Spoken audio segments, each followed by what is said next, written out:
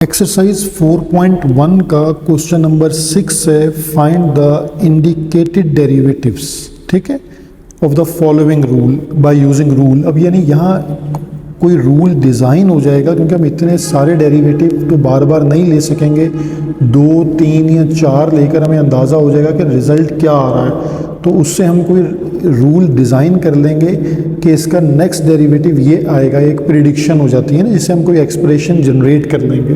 तो हमें यहाँ इस वक्त 7th डेरिवेटिव है, हम इसको लेट्स सी स्टार्ट करते हैं। तो उससे आपको अंदाज़ा होगा कि डिफ्रेंशिएट हमने इसको करना है 7th टाइम, ठीक है, differentiate with respect to X. तो आप 7 टाइम डिफ्रेंशिएट कर भी सकते हैं, और अगर कोई रूल समझ आ जाता है उसके अकॉर्डिंगली सिमिलरली भी कर सकते हैं।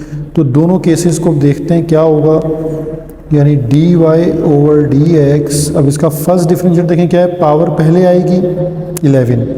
यहाँ चलें पहले उसको लिख लें डिज़ाइन स्टेप को कि D by D X into 3x plus 7 whole power 11। अब इसका डिफ्रेंशिएट क्या आएगा कि पहले आ जाएगी पावर 11, बेस आएगी सेम, और अब पावर में से कम करते हैं तो 11 माइनस 1 क्या होगा 10, और देन बेस का डिफ्रेंशिएट आपको करना है D by D X of 3x plus 7। इस स्टेप को ना एक दफ़ा यहाँ अच्छे से समझ लें, तो फिर हम नेक्स्ट इसको ज़रा डायरेक्टली कर लिया करेंगे।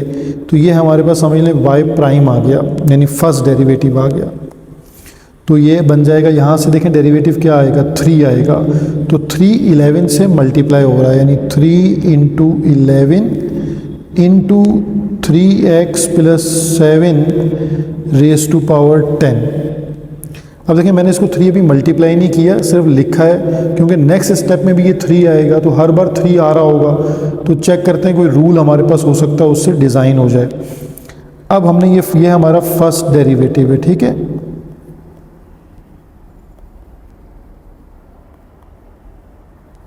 अब हम इसका अगेन डिफ्रेंशिएट करते हैं, उससे हम अंदाज़ा लगाते हैं कि क्या डिफ्रेंशिएट होगा। Again differentiate with respect to X. आप एटलीस्ट 3 डेरिवेटिव तो करें, तो उससे फिर आगे फर्दर फिर हमें अंदाज़ा बन जाएगा। तो ये देखें, अब ये आपके पास क्या बनेगा, इसका डेरिवेटिव 3 इंटू 11 तो नंबर हैं, ये एज इट इज़ लिखे रहेंगे, ठीक है।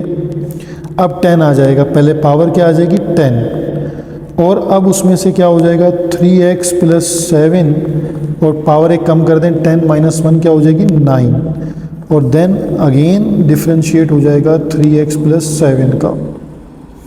तो अब ये यहाँ से डेरिवेटिव में देखें 3x प्लस 7 का डेरिवेटिव क्या आएगा 3, तो 3 से मल्टीप्लाई होके क्या हो जाएगा स्क्वायर, यानी 3 स्क्वायर इंटू 11 इंटू 10, और ये बनता है 3x प्लस 7 होल पावर 9। अभी देखें ये सेकंड आ गया। अब इसी तरह अगर हम इसमें थर्ड का देखें, तो थर्ड डेरिवेटिव में क्या बनेगा, अगेन आप इन नंबर्स को मल्टीप्लाई करके भी डेरिवेटिव ले सकते हैं, और 7 डेरिवेटिव आप पूरे भी कर सकते हैं, ये कोई प्रॉब्लम नहीं है, ठीक है। Again differentiate with respect to x। तो ये अब हमारे पास बन जाएगा D by D X of Y double prime equal to 3 square into 11 into 10 similar, और अब पावर पहले आ जाएगी यानी 9, और बेस 3x प्लस 7, और उसमें से एक पावर कम कर दें तो क्या हो जाएगा 8। देन अगेन डिफ्रेंशिएट हो जाएगा 3x प्लस 7 का। तो देखें अब आपको पैटर्न समझ में आ रहा होगा कि पैटर्न में 3 की पावर जो है वो बढ़ जाती है हर बार। यहाँ से 3 आएगा तो 3 क्यूब आ जाता है, 11 एज इट इज़ है, 10 एज इट इज़ है, 9 एज इट इज़ है। एक एक नंबर यहाँ ऐड हो रहा है, और पावर में से एक डिक्रीज हो रहा है। तो आपके पास जो आपको, क्योंकि 7th ऑर्डर का डेरिवेटिव करना है, तो 7th ऑर्डर के डेरिवेटिव में क्या हो जाएगा, देखें यहाँ पावर 8 है, नेक्स्ट करेंगे तो पावर क्या हो जाएगी आपके पास 7th हो जाएगी, फिर उसके बाद आप करेंगे तो पावर 6 हो जाएगी, और उसके बाद आप करते हैं तो पावर यहाँ एक एक पावर डिक्रीज़ होती जा रही है, और यहाँ आपके पास 3 की पावर एक इंक्रीज़ होती जा रही है, और एक एक नंबर ऐड होता जा रहा है, ठीक है। तो ये एक रूल बन गया है, इसके अकॉर्डिंगली अब हम इसका डायरेक्ट आंसर भी लिख सकते हैं वो तो इसके आंसर में आगे हमारे पास जो रिज़ल्ट बन रहा होगा वो आंसर में मैं अगर सिमिलरली करके लिख लूँ,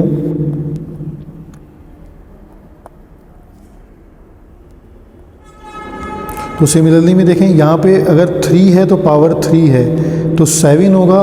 जब 7th ऑर्डर डेरिवेटिव की बात करूँगा यानी 7th की, तो यहाँ पावर क्या आ जाएगी, 3 की पावर क्या हो जाएगी, 7 हो जाएगी। ठीक है, और 3 अगर थर्ड डेरिवेटिव है तो यहाँ 11, 10 और 9 है। तो थर्ड जब हम 7th ऑर्डर पे जाएंगे तो क्या बन जाएगा डेरिवेटिव, 11 होगा, 10 है, 9 है, एज इट इज़ है। अब यहाँ 3 नंबर थे तो वहाँ तक आपके पास जब 7th ऑर्डर पे जाएंगे तो क्या आ जाएगा, पहले 8 आएगा, फिर 7 आएगा, फिर 6 आएगा और फिर 4 आएगा। ठीक है, तो 1 2 3 4 5 6 7 ये हो गया, बेस सेम रहेगी। मैंने इसको काउंटिंग क्यों की है मैं वही बता दूं, यहाँ थर्ड डेरिवेटिव था तो यहाँ 3 नंबर थे, अब 7 ऑर्डर डेरिवेटिव होगा तो यहाँ 7 नंबर हो जाएंगे। ठीक है, अब 3x + 7 की पावर क्या बन जाएगी, ये पावर आपके पास बन जाएगी 4 पावर। अगर आप काउंटिंग करके चेक कर लेंगे, थर्ड ऑर्डर में अगर 8 है तो फोर्थ में क्या होगी और उसमें क्या होगी, तो ये हमारा रिजल्ट जनरेट हो गया।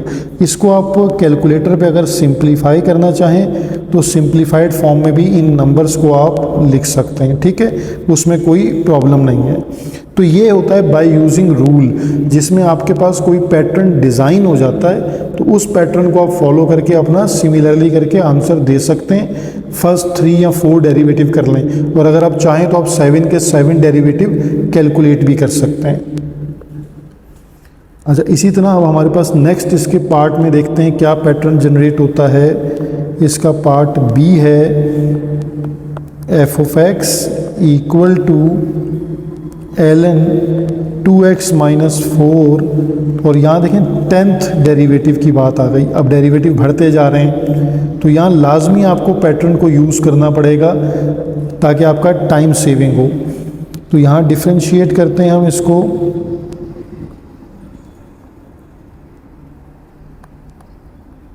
Differentiate with respect to x।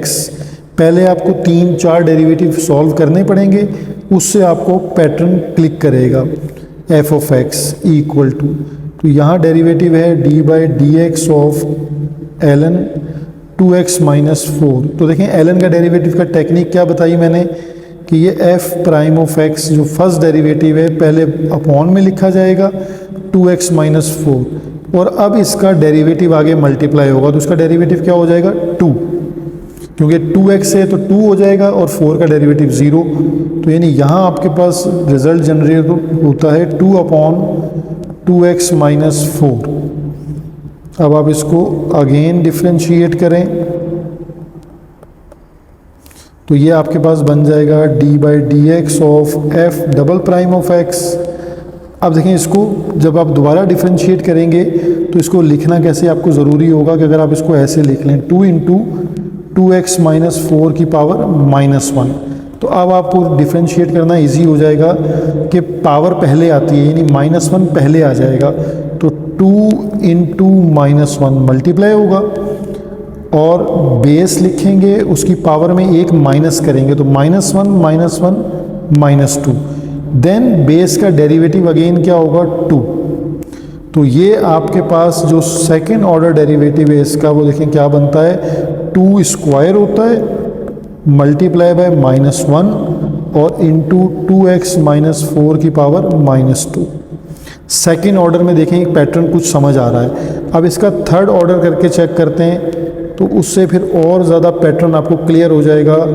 Again differentiate d/dx of f'(x). तो ये 2² इंटू -1 तो देखें एज इट इज़ है। अब ये पावर आपके पास पहले आएगी, ठीक है, तो जब पावर पहले आएगी तो वो -2 है, तो जब पहले आ जाएगा तो ये यहाँ मल्टीप्लाई हो जाएगा और 2x - 4 की पावर एक माइनस करेंगे तो -3, देन अगेन डिफ्रेंशिएट इसका क्या आ जाएगा, 2। तो देखें इसको ये अब हो गया थर्ड ऑर्डर डेरिवेटिव, तो ये आपके पास बनता है 2 की पावर क्यूब हो जाएगी और माइनस माइनस प्लस हो जाएगा इंटू 2 हो गया और ये 2x - 4 की पावर -3। ये हमारा थर्ड ऑर्डर डेरिवेटिव जो है यहाँ तक कंप्लीट हो जाता है। ठीक है, तो अब हमारे पास इसको हम फाइनली आंसर को कैसे लिखेंगे, थर्ड ऑर्डर को, ये 2 की पावर हो जाती है 4 इंटू 2x माइनस 4 की पावर माइनस 3, यानी एक में हमारे पास देखें -1 आया है, सेकेंड ऑर्डर में -1 था और अब वो पॉजिटिव हो गया। अब इससे नेक्स्ट वाले में माइनस साइन आएगा और फिर वो पॉजिटिव हो जाएगा, यानी ये वाला पैटर्न अब आपके पास चलता रहेगा। तो अब हमारे पास इसको हमें कैसे सॉल्व करना है, देखें इसका हम पैटर्न कैसे जनरेट करेंगे। यानी -1 जो है उसमें हमारे पास एक डेरिवेटिव में -1 है और एक डेरिवेटिव में -1 नहीं है। देखें यहाँ थर्ड ऑर्डर डेरिवेटिव है तो ब्रैकेट की पावर जो है वो 3 है, इस तरह देख लें इसको, और 2 की पावर 4 हो गई है क्योंकि यहाँ पर हमारे पास जो है वो एक एक पावर बढ़ती जा रही है, 2 की पावर एक एक इंक्रीज़ होती जा रही है। तो अगर हम इसको इसी पैटर्न को रखें, सॉल्व जहन में बनाएं और इसका 10th ऑर्डर का डेरिवेटिव लिखें तो वो कैसे लिखा जा सकता है। ठीक है, अब हम सिमिलरली करके इसको लिखते हैं। अगर आपने सारे पैटर्न्स को गौर से देख लिया है तो अगर हम डायरेक्ट इसका पैटर्न लिखें जो 10th ऑर्डर के लिए होगा वो क्या लिखा जाएगा, इक्वल टू, अब देखें हमारे पास क्या आ रहा है, -1 आता है। ठीक है, अच्छा -1 में क्या हो रहा है, जो डेरिवेटिव है ना उसको आपने, यानी अगर आपके पास 10th डेरिवेटिव है तो आप 10th लिखेंगे, यानी -1 की पावर, अब 10th है तो यहाँ 10 आएगा। ठीक है, -1, इससे आपके पास क्या होगा कि कभी एक दफ़ा माइनस आएगा, एक दफ़ा प्लस आएगा, इनटू, अब आपके पास 2 आ रहा है तो 2 की पावर 10 होगी और 2x माइनस 4 की पावर यहाँ पर भी क्या हो जाएगी, 10 हो जाएगी। तो ये आपके पास 10th ऑर्डर डेरिवेटिव बनेगा बाय यूजिंग रूल। अब देखें 10 - 1 है तो 9 है तो इधर -1 आएगा। अगर ये 9 होता तो 9 - 1 8 होता, -1 ख़त्म हो जाता। अगर यहाँ 7 होता तो 7 - 1 6 होता, तो 6 से इवन पावर थी, -1 ख़त्म हो जाता। तो ऑल्टरनेटिव डेरिवेटिव में -1 माइनस साइन आएगा, ये उसका पैटर्न है। और यहाँ हमने जो है वो 2 की पावर 10 और यहाँ पे जो ब्रैकेट है वो 2 - 10। अब आप इसके कंसेक्टिव डेरिवेटिव लेकर इस पैटर्न को चेक भी कर सकते हैं, वेरीफाई भी कर सकते हैं। अब सिमिलरली इसका एक नेक्स्ट पार्ट है, क्वेश्चन नंबर ये हमारे पास है 6 और इसका पार्ट है C, g of x equal to 4 cos 3x plus 8। ठीक है, ये मुझे 6th डेरिवेटिव फाइंड आउट करना है। तो देखें 6th डेरिवेटिव के लिए भी हमें उसी तरह रूल को चेक करते हैं कुछ, यानी फर्स्ट ऑर्डर डेरिवेटिव की बात करते हैं पहले। Differentiate with respect to x, D by D X of G of X equal to 4 as it is, और डिफ्रेंशिएशन आ जाएगा कॉस का 3x प्लस 8। ये भी एक पैटर्न पे चलता रहेगा, अराउंड जो है इसमें कोई चेंज नहीं है। देखें कैसे, 4 एज इट इज़ है, कॉस का डिफ्रेंशिएट क्या होता है, माइनस साइन लिखें और जो एंगल है वो एज इट इज़ लिखें। अब एंगल का आगे डेरिवेटिव कर लें, ये स्टेप एक दफ़ा नोट कर लें। अब ये हर पैटर्न पर एज इट इज़ चलेगा। अब ये हमारे पास क्या हो जाएगा, first derivative G prime of X -4 sine 3x plus 8, और यहाँ से हर बार आपको 3 मिलेगा, यानी इंटू 3, तो 3 मल्टीप्लाई हो जाएगा 12 हो जाएगा, -12। अच्छा, ये अब बिल्कुल ही इजी फंक्शन है, तो इसको भी आप ऐसा कर सकते हैं, अगर रूल नहीं डिज़ाइन हो रहा आपसे तो आप 6 टाइम डेरिवेटिव करते चले जाएं। तो यानी ये कोई मतलब फिक्स नहीं है कि आपको लाजमी कोई रूल डिज़ाइन करना है। Differentiate with respect to x, अब इसको अगेन जब डिफरेंशिएट करेंगे तो ये G double prime of x हो जाएगा, -12 एज इट इज़। साइन का डिफरेंशिएट क्या होता है, कॉस, और ये 3x plus 8 as it is. आगे एंगल का दोबारा डिफरेंशिएट क्या हो जाएगा, 3, तो 12 3 हो जाएगा 36, -36 कॉस 3x प्लस 8। अब देखिए ये ऑल्टरनेटिव बदलता रहेगा, एक दफ़ा कॉस है, एक दफ़ा साइन है, एक दफ़ा कॉस है, एक दफ़ा साइन है, और ये बाहर वाला नंबर सिर्फ इंक्रीज़ होता रहेगा आपके पास। अगेन इसको डिफ्रेंशिएट कर लेते हैं, ठीक है। तो ये अब आपके पास क्या हो जाएगा, थर्ड ऑर्डर डेरिवेटिव आ जाएगा -36 एज इट इज़, कॉस का डेरिवेटिव होता है minus sine, angle remain same, और एंगल का अगेन आगे डेरिवेटिव हो जाएगा 3। तो आपके पास 36 इंटू जो 3 है इसको नोट कर लें, ये क्या होता है 108, तो माइनस माइनस प्लस हो गया 108 साइन 3x + 8, ये आपका थर्ड ऑर्डर डेरिवेटिव भी कंप्लीट हो गया। अब इसका कोई पैटर्न देखें, ऑल्टरनेटिव पैटर्न है, तो इसलिए अच्छा इसमें एक प्रॉपर्टी यूज़ कर सकते हैं हम, ट्रिग्नोमेट्रिक एक प्रॉपर्टी है जिससे हम अपने फंक्शन को साइन को कॉस में चेंज कर सकते हैं। तो फिर उसकी ज़रूरत नहीं है कि वो अलग से आइडेंटिटी इसमें ऐड की जाए, तो आप इसके डायरेक्ट जो है वो डिफ्रेंशिएशन फाइंड आउट कर लें।